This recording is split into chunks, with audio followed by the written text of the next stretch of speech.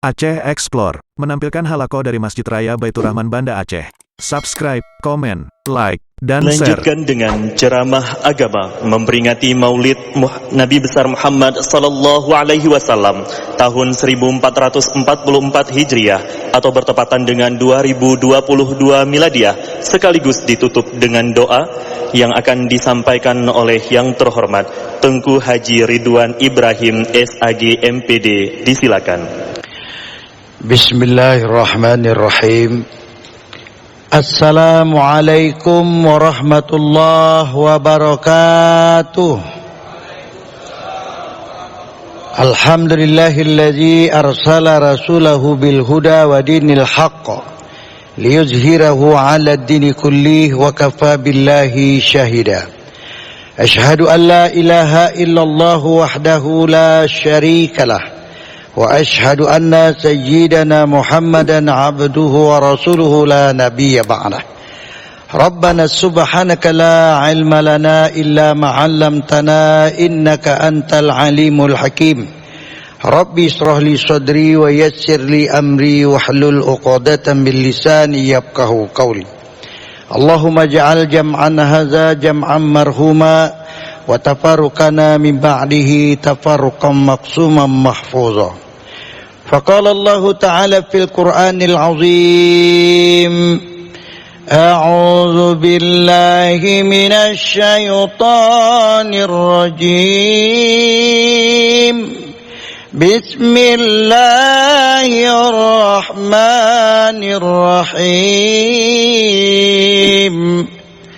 Qul in kuntum tuhibbuna Allah fattabi'uni yuhibbukumullah wa yaghfir lakum dzunubakum wallahu ghafurur rahim. Sadaqallahul azim. Yang kita hormati dan kita muliakan Bapak PJ Gubernur, dalam hal ini diwakili oleh Bapak Kepala Dinas Syariat Islam Aceh dan seluruh unsur Forkopimda Aceh yang berhadir, dan yang kita muliakan Bapak Imam Besar Masjid Baitur Rahman Bapak Azman. Mudah-mudahan beliau sehat selalu dalam lindungan Allah Subhanahu wa taala, dan seluruh kepala SKPA dan seluruh hadirin hadirat sekalian, para alim ulama cerdik pandai, mudah-mudahan kita semuanya diridhai oleh Allah Subhanahu wa taala. Bapak Ibu sekalian yang dirahmati Allah, malam ini adalah malam yang sangat luar biasa, malam yang sangat indah. Dan malam ini adalah kita memperingati seorang yang sangat mulia, yaitu Nabi besar Muhammad sallallahu alaihi wasallam. Malam ini menunjukkan kebenaran daripada Nabi Muhammad sallallahu alaihi wasallam. Karena Nabi Muhammad sallallahu alaihi wasallam kelahirannya itu diperingati oleh seluruh dunia. Mungkin malam ini adalah malam pertama kita di Aceh. Besok pagi, lusa, bahkan kalau di Aceh itu 3 bulan berturut-turut sesuai dengan kanun Aceh, yaitu dari Sultan Iskandar Muda yang menyerukan kepada masyarakat Aceh untuk memperingati maulid itu selama 3 bulan. Subhanallah. Kalau di Palembang 12 hari berturut-turut, dan seluruh dunia memperingati kelahiran beliau, dan ini tidak bisa ditahan. Kenapa begitu? Begitu hebatnya, begitu besarnya, begitu luar biasanya Rasulullah Shallallahu Alaihi Wasallam. Karena tidak ada nikmat yang paling besar yang Allah berikan kepada kita kecuali dengan diutusnya Nabi Muhammad Shallallahu Alaihi Wasallam. Sebagaimana Allah Subhanahu Wa Taala berfirman, "Wa ma arsalnaka illa rahmatan lil alamin." Tidak kami utus engkau ya Muhammad ke dunia ini kecuali untuk merahmati sekalian alam. Jadi wajarlah kalau seandainya seluruh dunia itu memperingati lahirnya Nabi Muhammad, karena begitu besar jasanya. Sekarang cobalah kita perhatikan, kita juga memperingati kemerdekaan 17 Agustus. Siapa yang memperingatinya? Orang Indonesia. Karena orang Indonesia menganggap penting, karena lahirnya bangsa Indonesia pada tanggal 17 Agustus 1145, di mana kita dimerdekakan. Kemudian kalau Aceh juga, Kota Banda Aceh ulang tahun. Bahkan suami istri yang berulang tahun. Siapa yang merayakannya? Keluarganya masing-masing. Kenapa? Sesuai dengan pengaruhnya, sesuai dengan kebesarannya. Tetapi Nabi Muhammad SAW adalah manusia yang paling berjasa di alam kehidupan dunia ini. Bapak Ibu sekalian yang dirahmati Allah, Syekh Hujairun berkata, Nabi Muhammad itu adalah seperti orang yang diciptakan sesuai dengan keinginannya sendiri. Seperti apa Nabi Muhammad diciptakan seperti keinginannya sendiri? Karena tidak ada celahnya, tidak ada jeleknya, semuanya bagus.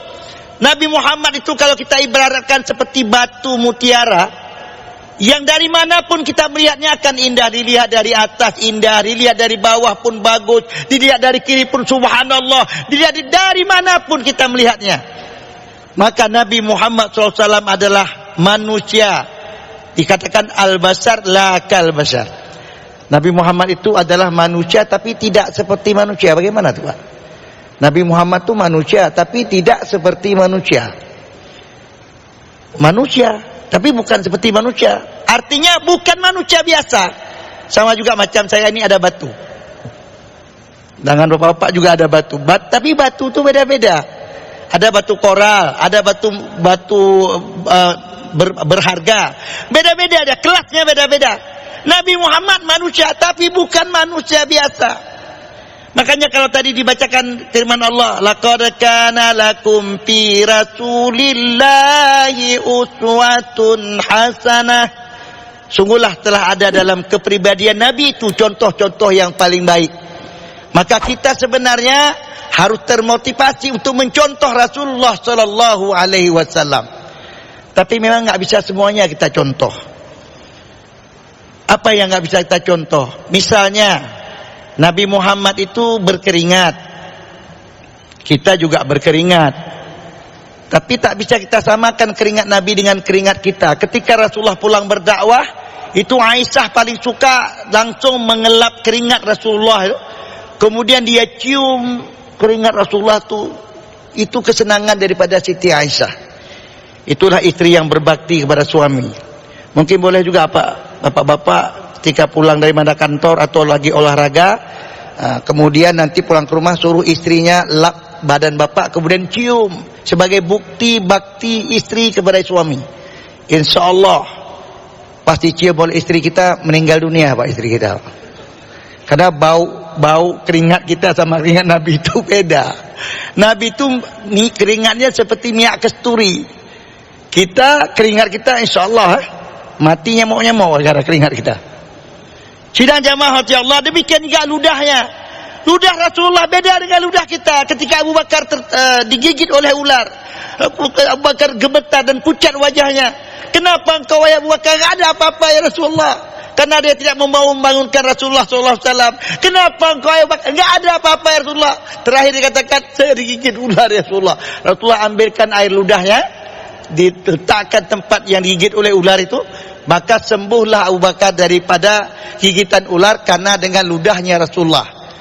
Coba ludah kita Pak, ada anak tetangga tabrak, kemudian kita pun ambil ludah kita taruh di luka tabrak anak tetangga kita, insya Allah tetanus.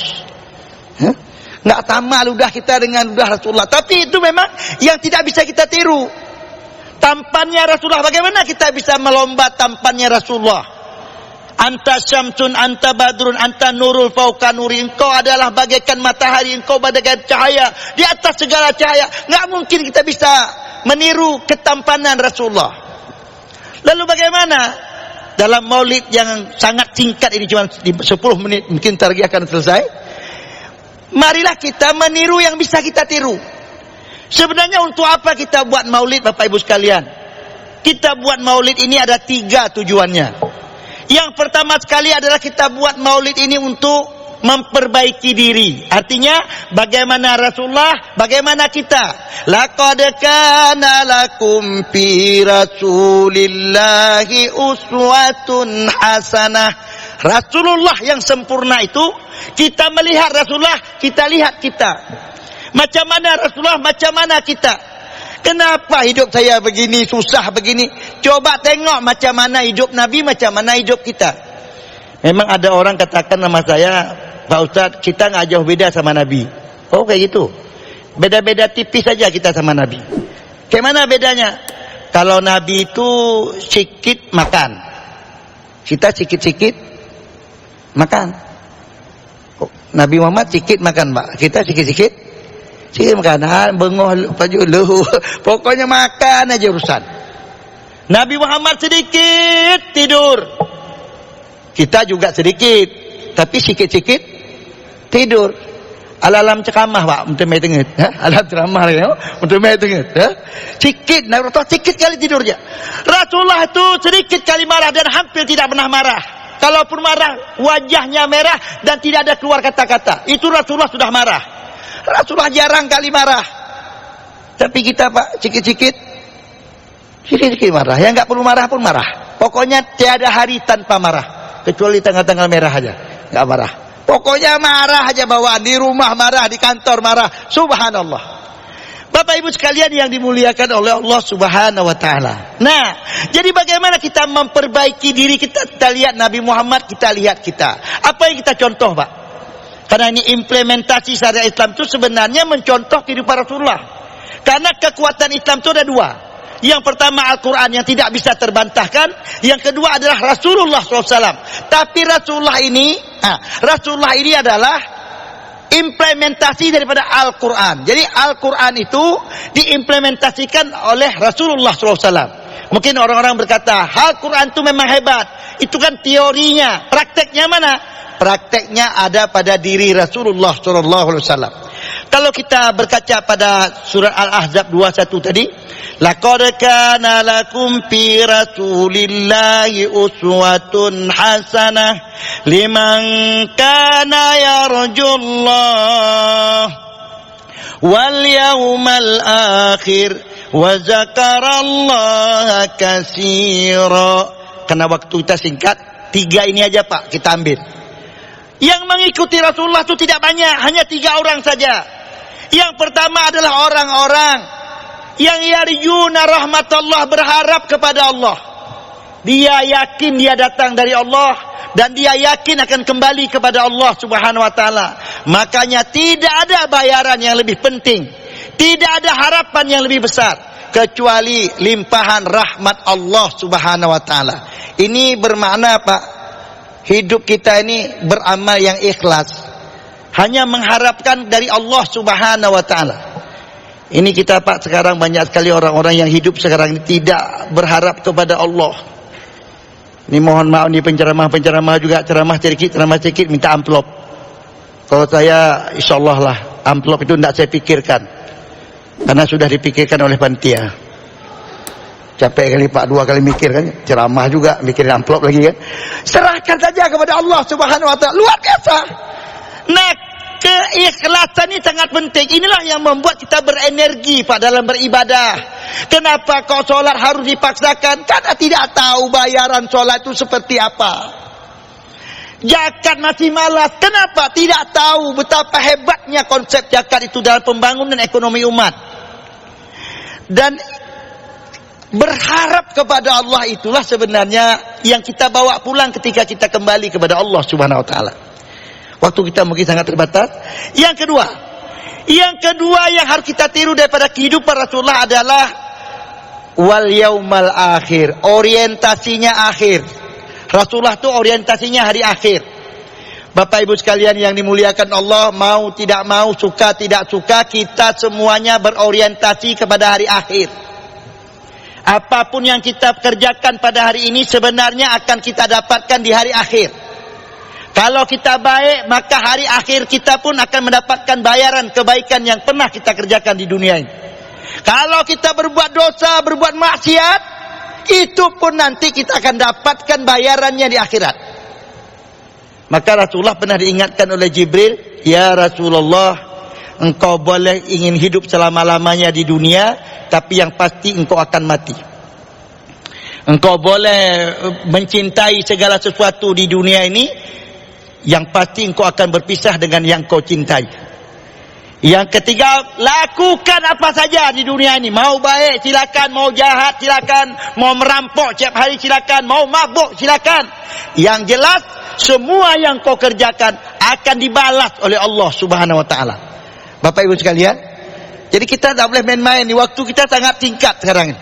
Maka ketika waktu kita sangat singkat sekarang ini, bagaimana kita mempersiapkan masa depan kita? Ya ayyuhalladzina amanu taqullaha wal tanzur nafsum ma qaddamat lighada wattaqullaha innallaha khabirum bima ta'malun. Wahai orang-orang yang beriman, takwalah kamu kepada Allah dan apa yang sudah kau persiapkan untuk masa depanmu. Bapak Ibu sekalian yang dirahmati Allah, sedikit saya ilustrasikan tentang hidup ini. Saya ilustrasikan seperti orang main bola. Pak, orang main bola itu menurut saya nih, jangan marah. Olahraga paling bodoh di dunia itulah main bola. Kenapa? Bolanya satu biji direbut oleh 22 orang. Bolanya satu direbut oleh 22 orang. Yang hebatnya, udah dapat bola, dilepas lagi, ditembak lagi. Kejar lagi bola, dapat sepak lagi. Kipernya paling bodoh. Udah dengan susah payah menangkap bola, ditangkap bola itu, kemudian dilepas lagi. Seharusnya kan dengan susah payah menangkap bola kan dibawa pulang bola itu. Tapi tidak satu pun pemain bola bawa pulang bola. Semuanya prit. Waktu sudah habis. Waktu sudah habis. Permainan sudah selesai. Bola tinggal di lapangan. Tidak ada satu pun pemain bawa bola. Ini artinya apa, Pak? Kita sibuk sekarang cari duit simpan, cari duit simpan, cari duit simpan. Habis itu diprit sama imam masjid. Inna lillahi wa inna ilaihi rajiun. Waktu sudah habis. Waktu sudah habis. Apa yang dibawa pulang? Harta tinggal di dunia, istri diambil orang. Maka apa yang kita bawa? Yang kita bawa sebenarnya yang kita amalkan, yang kita laksanakan perintah-perintah Allah Subhanahu wa taala. Terakhir, banyak-banyak berzikir. Sidang jamaah yang dimuliakan Allah, orang-orang yang banyak berzikir kepada Allah Subhanahu wa taala, maka orang itu mendapat bimbingan dari Allah Subhanahu wa taala. Dan orang yang berzikir kepada Allah Subhanahu wa taala, dia itu tidak sempat berbuat dosa, Pak. Kalau kita terus berzikir enggak sempat bikin dosa. Misalnya orang pacaran di Ulele itu. Mau pacaran dibilang sama ceweknya, "Bang, sebelum pacaran ini kita mulai, marilah sama-sama kita baca Al-Fatihah." Kira-kira jadi Pak pacaran? Enggak jadi pacaran. Ini ibu-ibu mau gosip. Sebelum gosip ini kita mulai, malah kita istighfar. Enggak jadi Pak gosip itu. Kenapa juga orang berzina? Kenapa juga orang merampok? Kenapa orang korupsi? Jawabannya karena mereka tidak ingat Allah. Tajan ingat Allah waktu sudah kejadian. Khairul oleh KPK, sudah ditangkap polisi, baru ya Allah, saya menyesal. Untuk apa lagi? Bapak Ibu sekalian yang dimuliakan Allah, maka kita yang umat Nabi Muhammad sallallahu alaihi wasallam ini, hendaklah kita mencontoh kepada Rasulullah sallallahu alaihi wasallam, karena seluruh daripada ajaran Rasulullah ini itu semuanya bermanfaat untuk kita. Dan penegakan syariat Islam, tadi sedikit aja, penegakan syariat Islam itu adalah solusi terhadap persoalan kehidupan umat manusia. Karena waktunya pendek, saya kasih contoh satu saja. Konsep menikah. Kita pikir menikah itu sederhana, tapi ternyata dalam persoalan sosial, menikah itu menyelesaikan berbagai persoalan sosial. Coba kita ambil perbandingan, ada orang yang menikah dengan ada orang yang tidak menikah. Kira-kira Pak, mana lebih nyaman yang menikah dengan yang tidak menikah? Yang menikah dibuat acara walimah. Yang tidak menikah berani buat?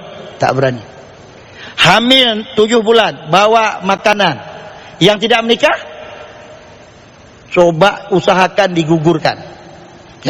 Maka problem sosial sebenarnya akan terselesaikan dengan cara menikah. Dan tidak menikah itu menimbulkan problem sosial yang luar biasa, bahkan untuk tara internasional. Pak, sekarang yang menikah aja suami istri ataupun yang berzina laki perempuan, itu pun menimbulkan masalah. Apalagi sekarang di forum internasional yang sudah terkenal sekarang, apa namanya, sodomi, lesbian dan sebagainya itu bagaimana Pak? Menimbulkan persoalan yang luar biasa. Maka sebenarnya Islam datang memberikan konsep kehidupan, menyelesaikan persoalan-persoalan sosial kita. Belum lagi masalah ekonomi. Ini Aceh alhamdulillah sudah ada LKS, Lembaga Keuangan Syariat. Mudah-mudahan Aceh pelopor penegakan ekonomi Islam untuk Indonesia dan insyaallah. Dan ini kita bersyukur kepada Allah Subhanahu wa taala, Aceh diberikan kesempatan untuk melaksanakan syariat Islam yang kita bisa mengamalkan firman Allah, ya ayyuhallazina amanu dkhulu fis-silmi kafah wa la tattabi'u khutuwatis syaitan innahu lakum aduwwun mubin. Bapak Ibu sekalian yang dirahmati Allah, kalau kita amalkan syariat ini kita akan mulia. Kalau kita amalkan syariat ini kita akan hidup, kita akan mudah. Kalau kita amalkan syariat ini kita akan mendapatkan keberkahan dari Allah Subhanahu wa taala. Maka melalui peringatan Maulid Nabi pada malam ini, marilah kita bertekad untuk mencontoh kehidupan Rasulullah SAW, dan marilah pada saat ini kita ambil bagian sebagai orang-orang yang memperjuangkan perjuangan Rasulullah SAW. Hari ini kita bisa solat di masjid yang megah ini karena perjuangan orang-orang terdahulu kita. Maka apa yang akan kita sumbangkan untuk orang-orang di masa yang akan datang? Maka ambil bagian selama kita masih hidup. Mari kita menjadi orang yang menggerakkan dakwah, orang-orang yang menyebarkan syariat Islam. Mudah-mudahan dengan kita berusaha hari ini akan memperbaiki generasi kita di masa yang akan datang. Kita yakin dengan pelaksanaan syariat Islam di Aceh ini, Aceh akan lebih baik, Aceh akan lebih maju, Aceh akan lebih mulia. Tapi kalau kita berpura-pura melaksanakan syariat Islam,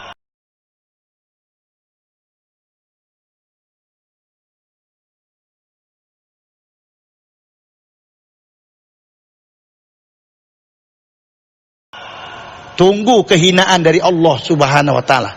Maka marilah Bapak Ibu sekalian, kita semuanya mendekatkan diri kita kepada Allah, dan jadilah diri kita sebagai orang yang meneruskan perjuangan Rasulullah, cinta kepada Rasulullah. InsyaAllah nanti di surga kita akan dipertemukan oleh Allah dengan Rasulullah, pertama dengan orang-orang yang kita cintai. Barangkali demikian yang dapat saya sampaikan, dan marilah kita tutup dengan doa. Allah, a'udzu billahi minasyaitonir rajim. Bismillahirrahmanirrahim. Alhamdulillahi rabbil alamin, wassalatu wassalamu ala asyrafil anbiya'i wal mursalin wa ala alihi wa ashabihi ajma'in. Allahumma ja'alna minat tawwabin wa ja'alna minal mutatahhirin wa ja'alna min ibadika as-salihin wa ja'alna min ibadika الشاكرين وجعلنا من عبادك الصابرين وجعلنا من عبادك المتقين برحمتك يا أرحم الراحمين. ربنا تقبل دعانا إنك أنت السميع العليم وتب علينا إنك أنت التواب الرحيم. اللهم اغفر لنا ذنوبنا ولوالدينا وارحمهم كما ربونا صغارا ولجميع المسلمين والمسلمات والمؤمنين والمؤمنات الأحياء منهم والأموات برحمتك يا أرحم الراحمين. اللهم افتح لنا أبواب الخير، أبواب الصحة، أبواب الرزق، أبواب العلم، أبواب القوة، أبواب المغفرة، أبواب الجنة يا أرحم الراحمين. اللهم اجعل جمعنا هذا جمعا مرحوما وتفرقنا من بعده تفرقا مقسوما محفوظا اللهم إنا نسألك السلامة في الدين والدنيا والآخرة وزيادة في علمنا وبركة في رزقنا وتوبة قبل الموت ورحمة عند الموت اللهم هون علينا في سكرات الموت والنجاة من النار والعفو عند الحساب ربنا آتنا في الدنيا حسنة وفي الآخرة حسنة وقنا عذاب النار وصلى الله على محمد والأنبياء والمرسلين سبحانك رب العزة عما يصفون وسلام على المرسلين والحمد لله رب العالمين. Wabillahi taufiq wal hidayah. Wassalamualaikum warahmatullahi wabarakatuh.